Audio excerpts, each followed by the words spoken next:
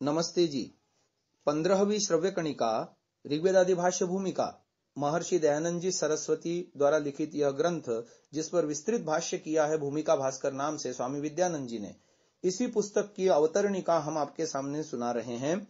गत श्रव्य कणिका में हमने बताया आपको कि पाश्चात्य विद्वानों की तो बात छोड़ ही दीजिए, भारतीय भाष्यकारों ने भी वेदों के बहुत अश्लील भाष्य किए, जिनमें महिधर का उल्लेख हमने विशेष रूप से किया। वस्तुतः महिधर का अर्थ इतना अश्लील है कि कामशास्त्र के ग्रंथों में भी उतनी बेहुदा भाषा का प्रयोग नहीं मिलेगा। वैसा अर्थ तो मंत्रों को तोड़ मरोड़ कर भी नहीं किया जा सकता। ऐसी हालत में महिधर के अर्थों को तभी माना जा सकता है जब हमारा इरादा ही वेदों के विरुद्ध घृणा फैलाना हो। महिधर जैसों के अर्थों को पढ़कर ही चार्वाकों को लिखना पड़ा, त्रयो वेदस्य कर्तारो भाण्ड धूर्त निशाचराः जर्फरि तुर्फरि इत्यादि पंडितानां वचः स्मृतम् अश्वस्यात्र हि शिष्णं तु पत्नीग्राह्यं प्रकीर्तितम् भाण्डस्तद्वत्परं चैव ग्राह्य जातं प्रकीर्तितम् मांसानां खादनं तद्विन्निशाचर समीरितम्। महिधर का अर्थ मात्र इसलिए त्याज्य नहीं कि वह अश्लील व बेहुदा है, अपितु इसलिए कि मंत्रों का वह अर्थ है ही नहीं। शतपथ ब्राह्मण में जहां वैसा भ्रष्ट अर्थ उपलब्ध है, वहां अन्यत्र इस मंत्र का अत्यंत शुद्ध, युक्ति युक्त एवं उपादेय अर्थ भी उपलब्ध है।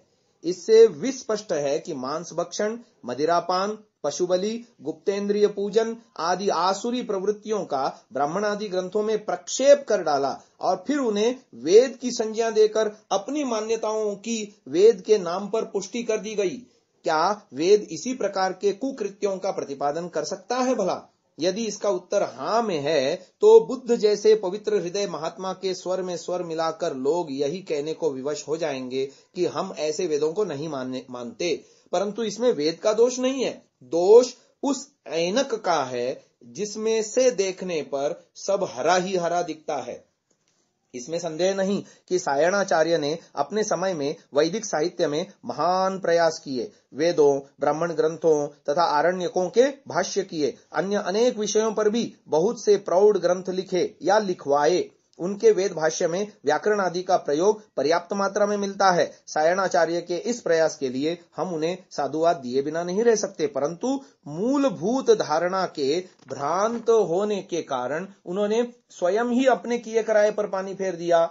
राजा कालस्य कारणम, शासन व्यवस्था का प्रभाव छोटे बड़े सभी पर पड़ता है। सायण विजयनगरम राज्य में प्रधानमंत्री थे, वह यज्ञ प्रधान युग था और उन दिनों यज्ञों में हिंसा अनिवार्य मानी जाती थी। उसी के आधार पर उसने वेद भाष्य किया। कारण कुछ भी रहा हो, जब सायणाचार्य के मन में यह धारणा घर कर गई कि वेद मंत्र यज्ञ प्रक्रिया का ही प्रतिपादन करते हैं और इसीलिए याज्ञिक अर्थ को ही कहते हैं, तो यह स्वाभाविक था कि वह अपना बौद्धिक वैभव यज्ञ प्रक्रिया के लिए समर्पित कर बैठते। त्रिविध प्रक्रिया में याज्ञिक प्रक्रिया भी एक है, तदनुसार भी मंत्रों का अर्थ होना चाहिए। पर सायणाचार्य ने पूर्ववर्ती आचार्यों की परंपरा का परित्याग करके वेद मंत्रों का केवल और केवल याज्ञिक प्रक्रिया परक ही अर्थ किया। कर्मकांड के भंवर में फंसा होने के कारण उसने वेदार्थ विषयक मूलभूत सिद्धांतों की अवहेलना करके वेद के आशय को बलपूर्वक कर्मकांड के संकुचित सांचे में ढालने की चेष्टा की, जिससे प्रभु की पवित्र वाणी का गौरव जाता रहा। संतप्त हृदयों की आंतरिक ज्वाला को शांत करके आत्मसमर्पण द्वारा प्रभु प्रेम में असीम निष्ठा का अद्भुत दृश्य उपस्थित करने वाला अत्यंत हृदयग्राही ऋग्वेद का एक मंत्र है, यदं गदाशुषे त्वमग्ने भद्रं करिष्यसि तवेतत् सत्यमंगिरः। ऋग्वेद 1:1-6। हे प्रियतम देव, शरणागत का कल्याण करना तुम्हारा अटल नियम है। मंत्र के इस भावनापूर्ण अर्थ का दर्शन न करके सायण यजमान के लिए वित्त गृह प्रजा पशु रूपम कल्याणम की प्रार्थना करते हैं, और वह भी जड़ अग्नि से। वस्तुतः यज्ञ विषयक उपर्युक्त मिथ्या धारणा ने सायण को वेद मंत्रों के यथार्थ तक पहुंचने ही नहीं दिया। महिधर आदि का भाष्य वाम मार्ग के रंग में रंगा है। इन भाष्यों को पढ़ने के बाद किसी की वेद में श्रद्धा नहीं रह सकती, और पढ़ने वाला यह कभी नहीं मान सकता कि वेद परमेश्वर की, कौन कहे किसी मनुष्य की भी बुद्धि पूर्वक रचना है। बुद्धि पूर्वा वाक्य कृतिर वेदे, वैशेषिक दर्शन का ये सूत्र, या उसमें उत्कृष्ट भावनाओं, उच्च आदर्शों अथवा ज्ञान विज्ञान का प्रतिपादन है। वेदार्थ के विषय में भ्रांति उत्पन्न करके संसार को वेद से विमुख करने में सबसे बड़ा हाथ सायण का रहा है। सायण का नाम बारंबार इसलिए भी आता है कि वेदों और ब्राह्मण ग्रंथों पर सबसे अधिक भाष्य सायणाचार्य के ही हैं। उन्हीं को लेकर परवर्ती विद्वानों ने अनुवादादि कार्य किया। सायण एवं तदनुयायी पाश्चात्य तथा भारतीय विद्वानों ने नैरुक्त प्रक्रिया की उपेक्षा करके लौकिक संस्कृत के आधार पर वेदार्थ करने का यह दुष्परिणाम निकला कि हम सभ्य संसार के सामने मुंह दिखाने के योग्य न रहे। इतना ही नहीं, ब्राह्मण ग्रंथों, शाखाओं, स्रोत सूत्रों आदि अनेकानेक संस्कृत ग्रंथों को भी वेद नाम से अभिहित कर समय समय पर उनमें हुए प्रक्षेपों सहित सब कुछ वेद के मत्थे मढ़ दिया। यौगिक अर्थों को न लेकर रूढ़ अर्थों के आधार पर उन्हें मनोरंजक किस्से कहानियों का पिटारा बना दिया। इस प्रकार हमारी मस्तिष्क रूपी भूमि में वेदों के प्रति अश्रद्धा की पथरीली चट्टानें खड़ी हो गईं। वस्तुतः वेद का एक एक शब्द अपने पेट में न जाने कितने ज्ञात एवं अज्ञात अर्थों को धारण किए हुए है, और फिर उन अर्थों के विशाल क्षेत्र में जितना विचरण करते चले जाएंगे, उत्तरोत्तर नवीन अर्थों और ज्ञान की उपलब्धि होती जाएगी।